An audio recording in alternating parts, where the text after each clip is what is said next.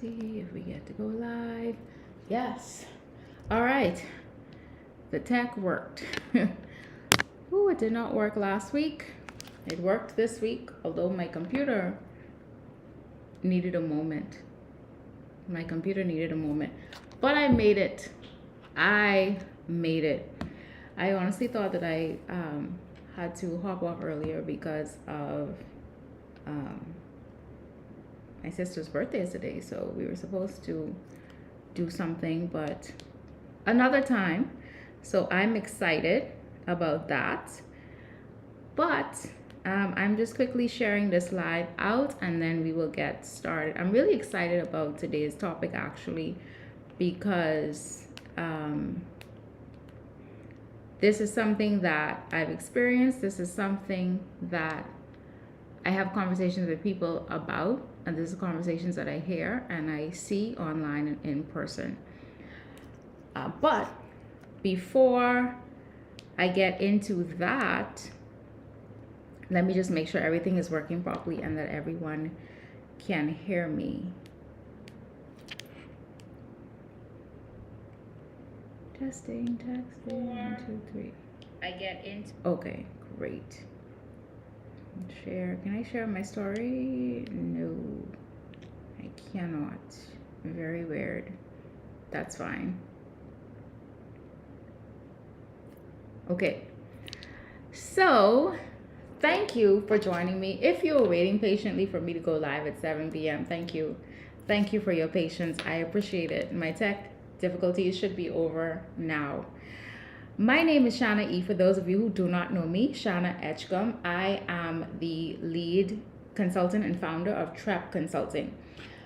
TREP started off as a way for me to help creatives who had no business acumen whatsoever.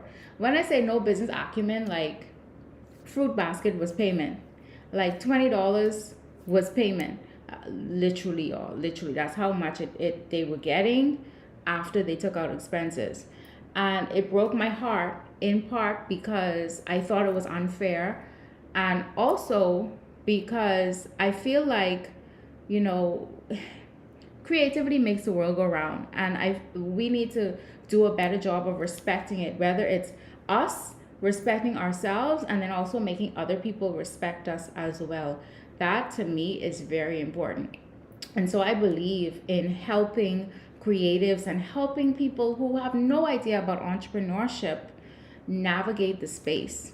I do have a degree in business, but I'm also a creative. So I'm a floral designer. I own by Shana E, which focuses on wedding and special event flowers, right? So I'm left and right brained, mostly more right than left though. And so I have so far, and I believe into the future, making my life's work about helping entrepreneurs and specifically those who are more creative leaning to build lucrative, thriving businesses that means that they get to walk away from jobs that they do not like, don't want to do, but out of necessity have those jobs because it can be challenging to make it in a place that doesn't necessarily respect creatives. Again, for those of you who don't know much about me, I have been able to work on some amazing projects with some amazing people through program facilitation, through clients, through even just employers. That includes the IDB, the Bahamas Chamber of Commerce and Employers Confederation, the Access Accelerator, the Canoe Innovation Hub, the Academy of Women Entrepreneurs. I'm sure I'm missing something else, the Royal Caribbean Kickstarter program. So I have had a wide wealth of experience, especially when it comes to working with MSMEs. I've seen a lot, I haven't seen it all, but I continue to see a lot, and I continue to work with small business owners. So tonight, let's get into it, right? And tonight's topic is literally before you give 2 weeks notice.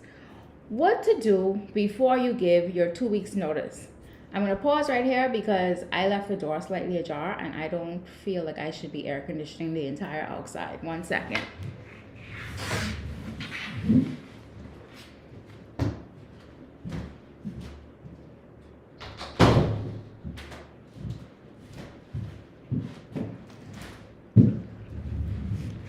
right, and I am back. So, before you give your 2 weeks notice, 2 weeks notice is something that a lot of us dream about. A lot of us start our businesses because we want time freedom, we want financial freedom, we want to be our own boss, we want to not have to listen to anyone or depend on anyone else, we want to make our own money, we want to take a cap off of how much money we can make. We want to have more, or rather less restrictions on us, and the list goes on and on. Everyone's reason for starting a business is very different, and for some people it's very, very, very personal, right? But here's the thing, a lot of times we fantasize about doing that, but we don't necessarily put pen to paper, we don't necessarily sit down and put together a strategy about how do we go about doing that. How do we go from, I have a business idea that maybe I haven't even started yet, to building this business to allow me to work in that business full time? Now, I am not in any way, and anybody who's spoken to me in the past knows this, I'm not a person who will tell you, oh, you have a business idea, jump up and quit your job and put your all into this business to prove that this is what it takes to make it successful. I ain't never tell you that. I'm not one of those people. One of my first questions will be, what is your plan? Now, if you feel like it can be a cold bucket of water on your enthusiasm, then it is what it is. Because I know how hard it is. What is your plan? And that's the first thing that I ask if you are considering putting in your 2 weeks notice. And there are some of you who have a goal of in 2025, you're going to put in your notice, your last notice, that you want that to be the last year that you clock in and out, which is great. And I believe that you can do it. But what is your plan? Have you sat down and evaluated how your business is looking? If you have a business already, if your business is making money.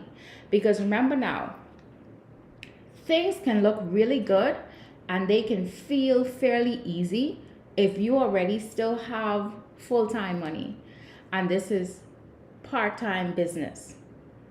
It's really easy to be like, oh, well, the business has a shortfall this month. I'll take my full-time money, put it towards the business. I'll take my full-time money and invest in the business. I'll take my full-time money and invest in the training and invest in the equipment, invest in the marketing and invest in a website and things like that. But what happens when you have full-time money and whatever the business makes is whatever you have to stretch and work with? Do you have a plan? There are a lot of us, and I say us, I don't want to say you because I'm not speaking at you, because a lot of these things, like I said, I've been in this position. A lot of us may look at our jobs as being the enemy. Your job is not necessarily the enemy. And I've said this before, your job is not necessarily the enemy. Now, that's not to say that, some of you work really toxic environments. Your job, in that case, yeah, your job is the enemy of your mental, physical, emotional health, yes. But generally speaking, your job is not your enemy. Your job is a way for you to build some cushion financially so that you can plan out that transition. Your job can actually be training ground for you to move into that full-time position whenever it happens, when you position yourself. And what do I mean by that? I was having a conversation with someone earlier, and they tried entrepreneurship, ended up back in the workplace, and ended up working with or for someone who they were able to see what it's like for someone to run a business by themselves. And then this person was bringing on support. So she no longer had rose-tinted glasses on when it came to how to build a business, because she was very, positive and just oh, I'm going to open my business and the people are going to come rushing to me and I'm going to make boatloads of money. And that's not how it happened. And so her being able to work in that job and support someone who was a solopreneur or who was a solopreneur expanding into having employees, that was huge for her because she got to see parts of the business and the behind the scenes that she wouldn't have seen having worked corporate jobs before. Which will lead me into my next point as well. I challenge you to, if you have this mindset, not to see your not to see your employer as the enemy, but to see it as a training ground. Look around and see how things work. What are the systems in place? Why are those systems in place? How could those systems be made better? Are there any systems that your employer uses that you can use or apply in your business now or in the future? And I promise you that once you start thinking like that strategically and you start opening your eyes to what is happening, that is going to be your benefit. That is going to be to your benefit. There are times when now I can walk into a situation or I can see a situation playing out in another business. Like if I walk into an establishment and I have a bit more patience because I would stand there and I'm like, okay, and I'm just watching the system. Now, whether the system can use some help or whether there is no system or the system, is running like a well-oiled machine, I have now, at least I'm able to say, okay, this is the process. So instead of me thinking overly critically like, oh, why am I in here for so long? Why is this? Why is that? I could step back and say, well, they only have one person cashing. And this one person also has to do whatever it is that people are waiting on. And yes, that's a bottleneck, but I need to give grace. And then if I open a business that has a storefront one day, I need to make sure that there's never one person who is by themselves during rush hour, because that creates stress on them and that creates inconvenience to the customer. These are the critical thinking things that you have to begin to identify if you don't do that already. Use your employer.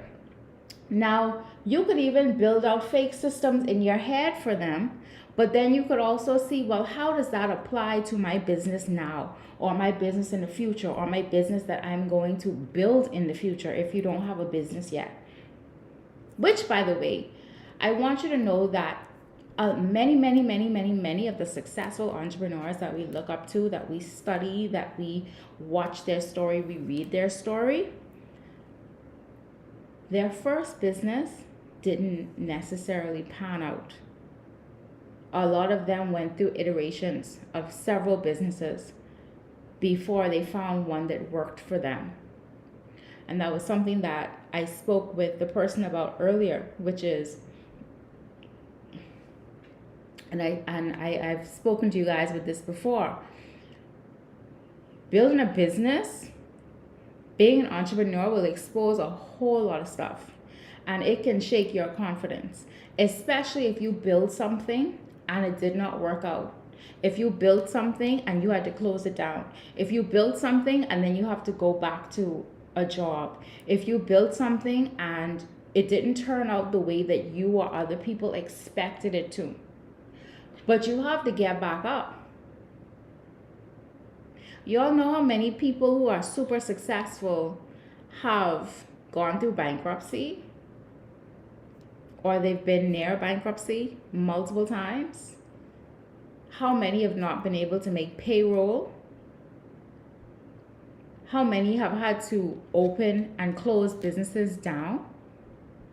How many have had to beg for money from investors or family or whoever? There are very few Cinderella stories when it comes to businesses. There are very few fairy tales, not that they don't happen, but much of the time they require work.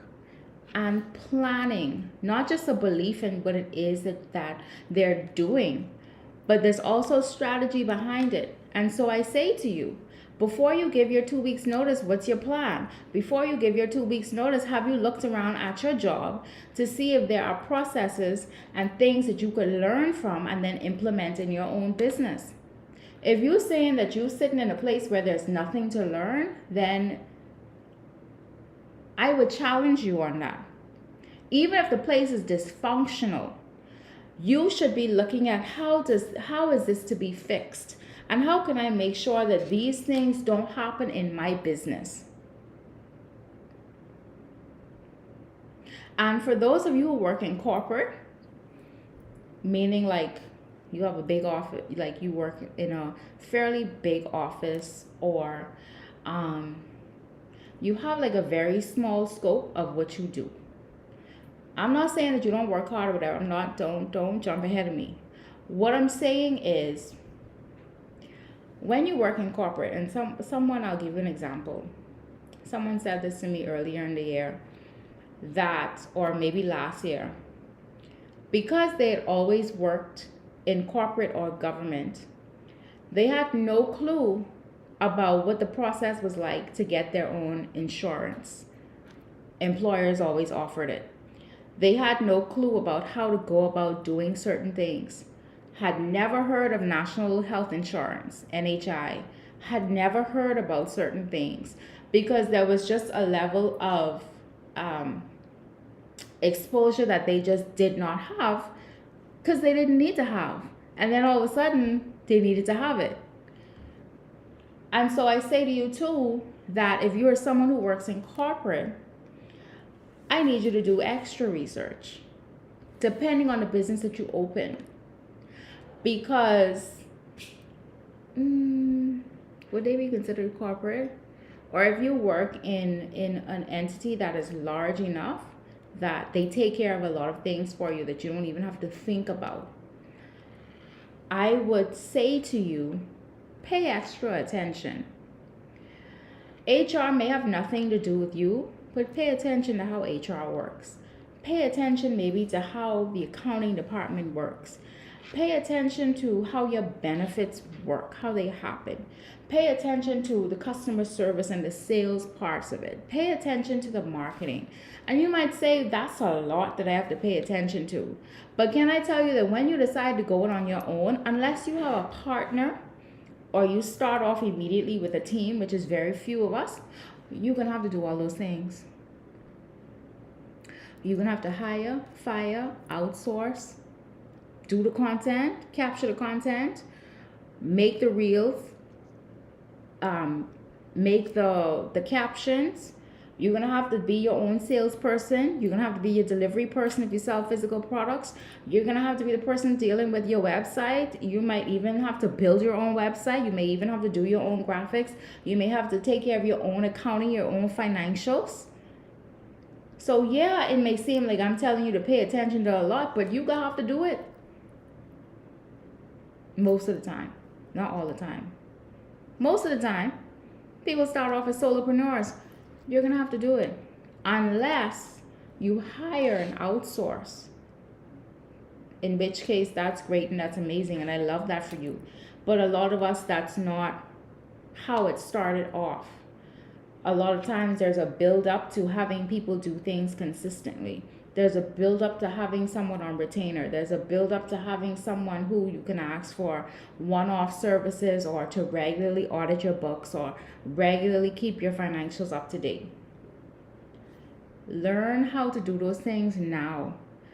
Ask people who you have at your disposal now at these businesses, your associates, your colleagues. Ask questions now. Now, they ain't got to know you're trying to start your own business. They don't have to know. You don't got to run your mouth about what you're trying to do. You know what? I'm just curious.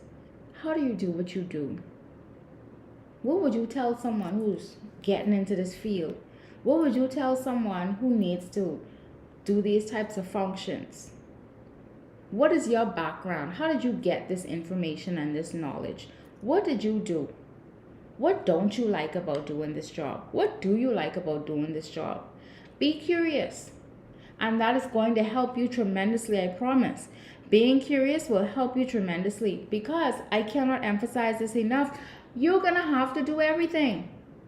And I'm not speaking that on you like that's a curse. I'm speaking that on you like that's a reality. For a lot of us, that is a reality. Pay attention. I literally cannot emphasize it enough. Pay attention. Do not think or believe that, and don't have rose-colored glasses on when it comes to you put your shingle up, as they say, or you put your website up, or you put, you make a graphic, or you create a Instagram page, and that people are going to run to you. And I want you to remember too that you need a business model. How are you going to make money? How are you going to make consistent money? Who are you going to sell to? How are you consistently going to sell to them? How are you going to show up in their spaces, either online or physically, where they can see and get exposure to you? And y'all, I'm having the conversation with you that I wish that I had had with someone before I started down this path. Because I knew that one day I was going to end up working on my own. I still didn't make no plan. I didn't make not a plan. I didn't have conversations with people. I didn't try to find a real mentor to guide me through this process. I just was out here figuring out on my own. And while it happens, I don't recommend it, because it was very painful with a W. Very, very painful. It was painful. The highs and the lows, very painful. And that's why I'm having the conversation with you. If this reaches one person and it makes sense to you, and you're like, thank you, this was valuable, then a big part of my job was done. Because again, I wish that I had had this conversation, because I was not prepared. I did not prepare.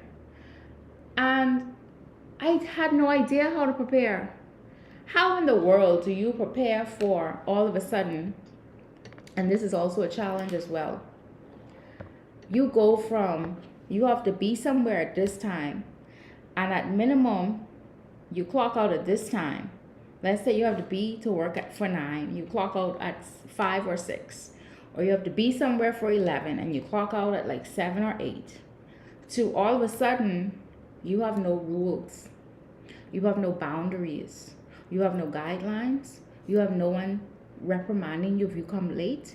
You have no one saying, hey, these are your tasks for the day. You have no one saying these are your deadlines. You have no like checks and balances. You literally have to create all of that from scratch yourself. And a lot of people struggle with that. You go from structure to not being structured. Just like that. That can be hard. Because all of a sudden, well, what the heck do you do all day? You could see time passing, but you're not sure what you did all day. You could have intentions to do certain things, but if you're not disciplined yourself to check those items off and make a schedule for yourself, you could find time passing and you're just like, where did the time go? Wasn't I supposed to do this, this, and this? I didn't do any of those things. Where did the time go? Use this time while you have a job. If you're not a regimented person, raise your hands if you're not a regimented person. B. I'm not necessarily a regimented person, although I appreciate structure, but I'm not a super regimented person. So people like me, child, I could look at the clock. It could be 10 a.m. I look at the clock. It's 3 a.m. and this is in the past, y'all. And then I'd be like, well, what, what I do, where I be? Because my mind could be like a squirrel, right? Oh, I remember this, so let me move over there. Oh, I remember this, so let me stop doing this. Oh, wait, I forgot to do this. Oh, let me pause and let me do this quick thing. And then, oh, let me. And I know I'm not the only person. If you're not a regimented person, if you're not a routine person, if you're not a scheduled person, I suggest that while you have a job, you ease that into your life. You practice that because you're going to need it. You are going to need so much more discipline as an entrepreneur. And I would rather you not try to find it 6, 9, 12 months, 2 years in. Because what can easily happen is time is passing by, procrastination is happening, then shame happens, then it's, oh, I'm not doing enough to bring in sales, then there's more shame, then there's more confusion, then there's more, this isn't working out, I don't know what's happening, I feel stuck, I am not maximizing my time, then I don't have enough time, and then there's more shame, and it's just like a cycle, and you could get deeper and deeper and deeper into it. Practice discipline, implement discipline on this job that you still have. Now, how do you do that in a practical way? If that means that you have 1 hour out of the day every day to work on your business, and so be it. If that means that you can only work on your business on the weekends or on your days off, it may not be the weekends, then do that and schedule that time out. If you only have an hour a day, or if you have like 4 or 5, 6 hours in a week, schedule that time out so that you know at every minute what you are supposed to be doing, because otherwise that hour can fly by, those 4 hours can fly by, those 6 can fly by, and then you are just looking there like, I've done not enough, or I haven't done anything on my to-do list, especially the essential things, and they still have to be done. And y'all, I can tell you, it's not nice to have that anxiety spinning in the back of your head. It's not nice to have it. It's really not nice to have that constant anxiety of, I have something to do, I have something to do, I have so many things to do, I have so many things to do. Now, that's not to say that you won't experience it, because most of us have that, right, on a fairly constant basis. But it's almost like you learn to live with it, even when you build a team. Because I have also seen people who, millionaires, have teams, don't have to show up every day, don't have to show up any day, still have a level of anxiety about, or maybe it's not even anxiety, but it's just a lot of things running in the back of their head about their business and what needs to be done and what they need to pay attention to and what they'd like to do next. And this constant rolling of thoughts in their head. Does it ever really go away? It doesn't appear so, but hey, it is what it is, right? This is the life that we chose, or we're trying to choose. Another thing I would want to say as well, and the thought just crossed my mind, I'm trying to recall it.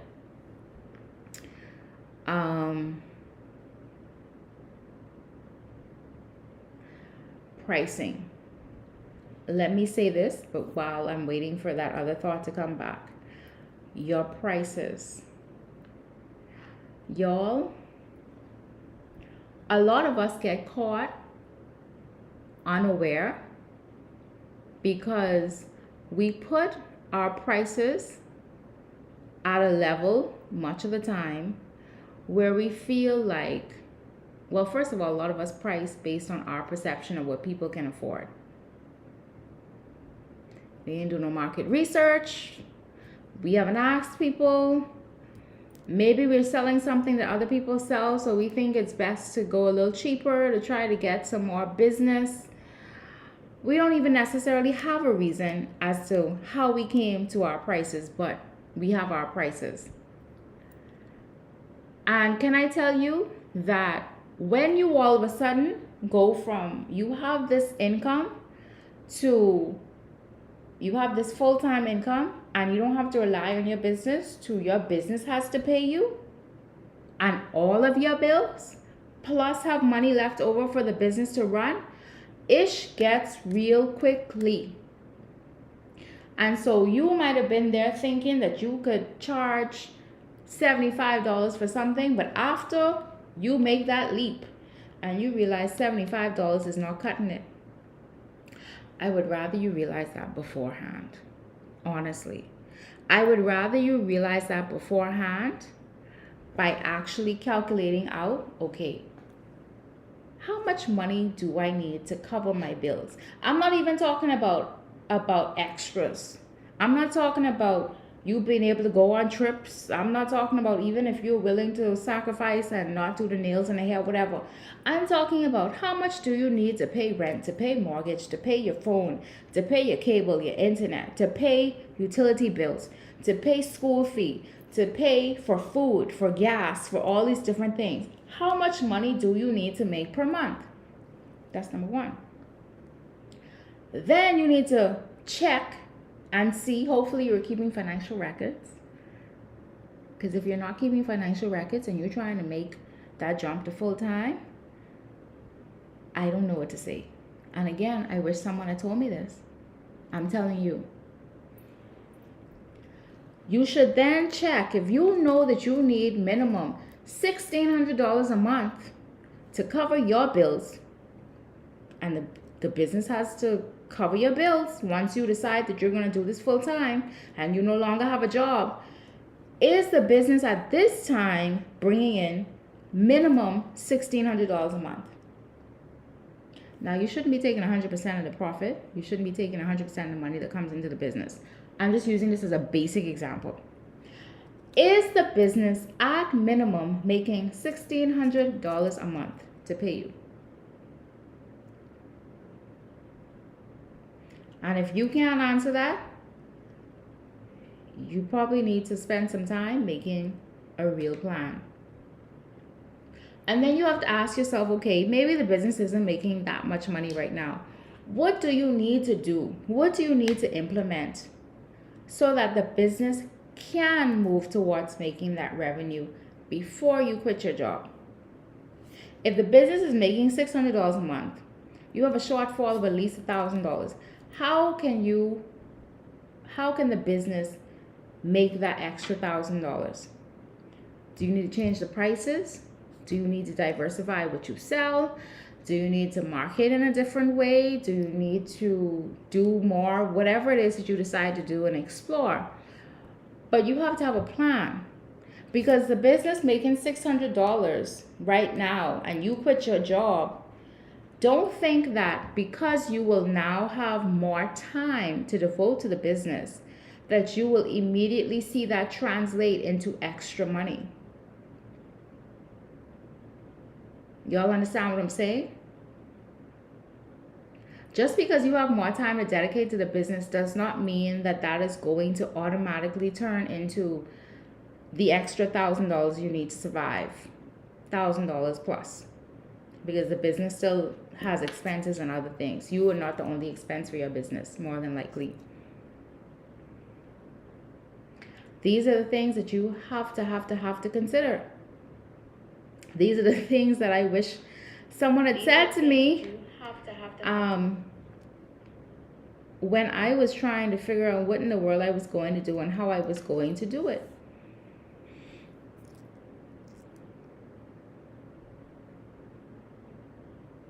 As a recap, you need a plan, number one. Number two, do not treat your job as the enemy. Treat it as training. Treat it as a way to sharpen your eyes in certain ways. Treat it as a way to get new skills. Three, what was number three? Your business model. And is the business making enough money right now before you quit to support you? 4, financial records, y'all. I mean, I don't know how much more I need to go over that. But your financial records, they need to be there. They 100% need to be there. You can't apply for these loans and these grants without having financial records. I would not advise, unless the Lord tells you, that you should jump ship and dive headfirst into entrepreneurship and you have no financial records of how the business is doing. I hope you all are hearing me. There are some things that you should be looking for when it comes to deciding how and if you transition into full-time entrepreneurship. As I said before, I am not one who's going to immediately, yes, start that business, go into it full-time. Yeah, I'll tell you start that business. Will I tell you to go into it full-time right away? My first question is typically, because I've had these conversations with people, what is your plan? And how prepared are you? What is your plan and how prepared are you? If you have no plan and you've done no preparation, you're probably not ready yet. And again, that's unless the Lord tells you, right? And even in that, He can very well tell you that it's time for you to transition into full-time entrepreneurship. Absolutely. But that doesn't mean that you will always be able to navigate without a plan. That doesn't mean that you just flying out here by the seat of your pants, as they say. That doesn't make sense. Have a plan. Work the plan. If for no other reason, and y'all, nothing goes perfectly to plan. Nothing. Murphy's Law is going to Murphy. Nothing goes according to plan. But when you at least have a set of goals, and it's the equivalent of, for example, you're driving down the highway, the interstate, whatever you want to call it, and you know that your GPS is guiding you. You put on Google Maps, you put on whatever maps that you use. You put it on and you know that it's taking you from where you are to your future destination that you plugged in. And then you reach a place in the road where they're diverting you someplace else to avoid an accident, an off-ramp, construction, whatever it is. We're talking about like on a highway or even here, right? They're diverting you through these little juk corners, as we call them. But at the same time, your Google Maps is still telling you, okay, yes, you took this turn, but here's how to get back on the path that I have set for you. That's what your plan does. There's not to say that roadblocks won't happen. There's not to say that you won't have to make some off turns and some things that you didn't anticipate. But generally, you know which direction you're going in, and your goals are guiding you in that. And so one of my last points is, what is your goal? Why do you want to transition into being a full-time entrepreneur? And what goals do you have? Oh, this little piece of hair right here is doing something to me. Sorry. What goals do you have for your business? What goals do you have personally that you need or expect your business to help you achieve? It can't just be that I want to start my own business and that's it. What's the motivation behind it? Is it that you want to be more accessible to your children as they're growing up? Is it that you want to have multiple streams of income and this is the first one? Is it that you want to hit a certain income goal? Is it that you want to be able to afford certain things or afford to do certain things? Is it that you want to give back in your community by doing certain things? Is it that you want to live a certain type of lifestyle? Or you want to help other people raise their level of lifestyle? What is it? What are your goals? Because there are going to be days where you wonder if it's worth it. Did you make the right decision? I don't care how much people say, well, oh, God told me. And so Even if God told you, and I could attest to this, even if God told you you're going to have moments where you're like, boy, I know if that was gas, if that was me, if that was me talking to myself, if that was God, if that was the devil who set me up. There are going to be days where you feel like that. And so your goals and your goal will keep you anchored. They will give you your why. And if your why is just to be rich, okay, well, if that's your motivation, but I don't think that you should start a business just to be rich, because if hard times come, then you might jump off. You might not be willing to endure because the wealth hasn't come quick enough. You need a deeper reason. I would suggest that. You need a deeper reason as to why you want that money.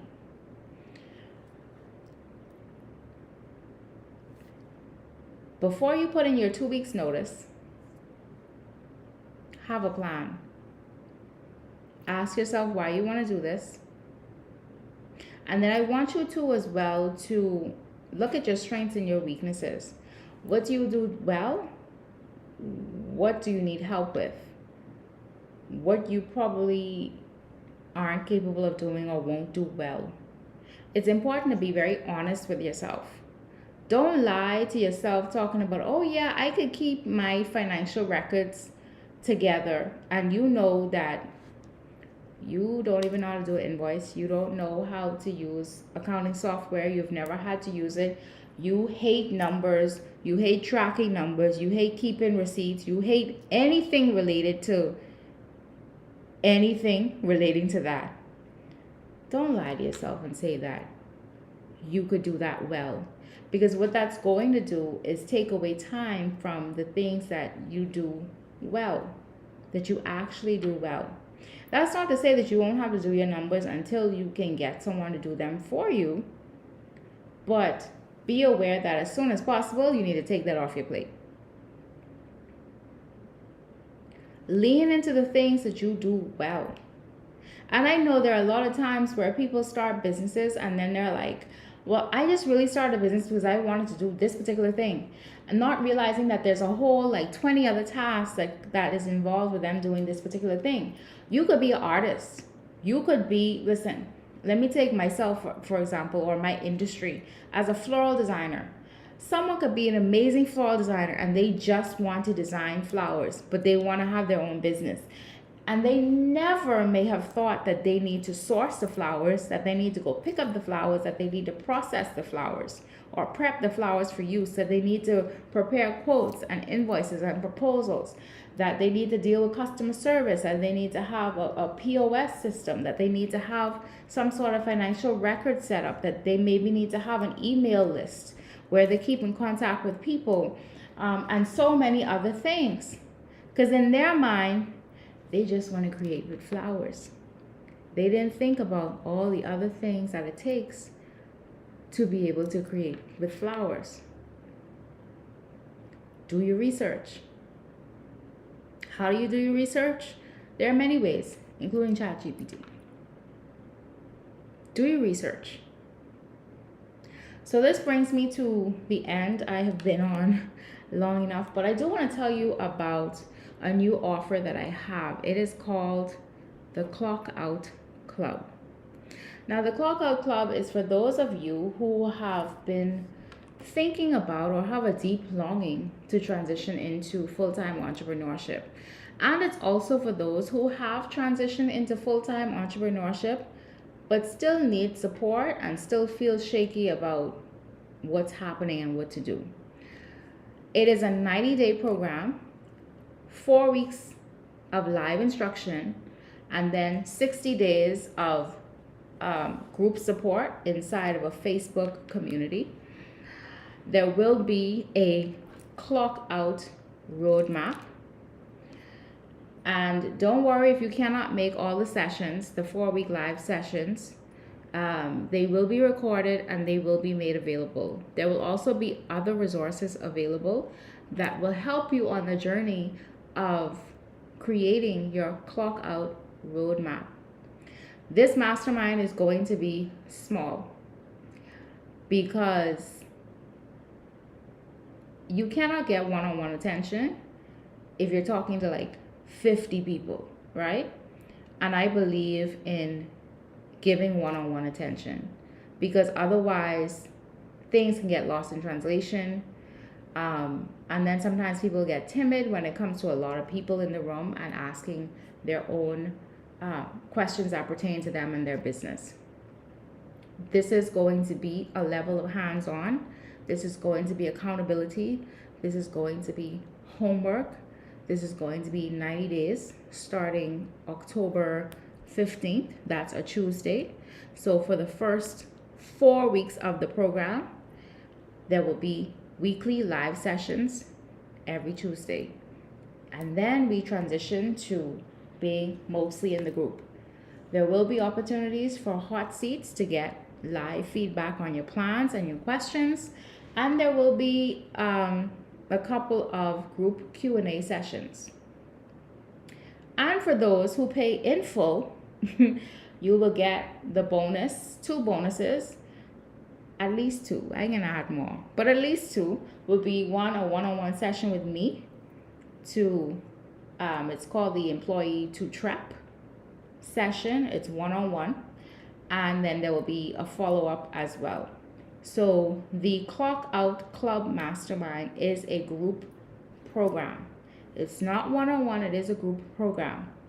If you are interested in getting the link to get the payment plan, just inbox me, WhatsApp me, email me.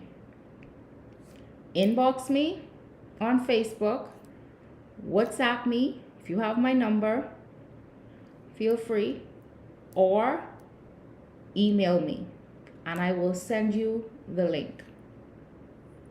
You can pay in full or you can do payment plan. The price will go up.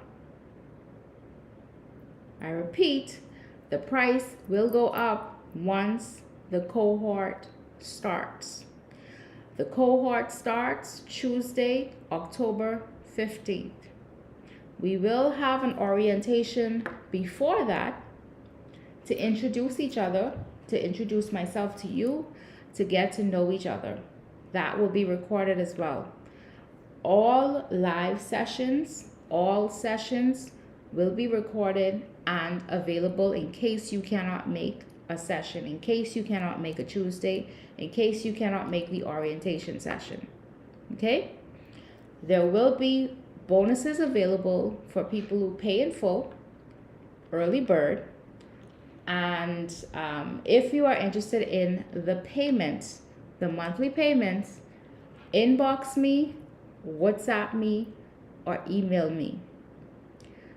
It could be, if you decide to allow me to join you on the journey of helping you create the roadmap to transition you out of your full-time job and into full-time entrepreneurship. We will work together for 90 days. That means until January 2025. Now, you may say that's a really long time. What about the holidays? Well, you can do both, number one. Number two, if you're really about it, then be about it. Do what you have to do. And I positioned this program to be now at the end of the year to help you build momentum moving into 2025, because I know that there are some of you who are really eyeing taking that leap in 2025. So the timing is right for you. As I said earlier, I am not someone who's going to encourage you to jump off that cliff into full-time entrepreneurship and you're not prepared without a plan. And I will never tell you that you need to do this, jump off the cliff tomorrow. I won't even tell you that you need to jump off the cliff at the end of the 90 days. What I am going to tell you is that you need a plan, and I will walk you through how to follow and create your own unique roadmap to help you clock out for the very last time. if you have any questions, I'll put my email in description, or you can inbox me on Facebook, whether it's my personal page or my business page. I am very accessible. If you want the payment, the partial payment link, the monthly payment link, inbox me on Facebook, WhatsApp me, or email me. Okay? So that's a wrap for me. That's a wrap for me. Thank you guys for rocking with me tonight. You could have been doing anything else in the entire world, but you decided to spend some time with me, and for that, I am always grateful. I will see you again next time. Toodles. Peace.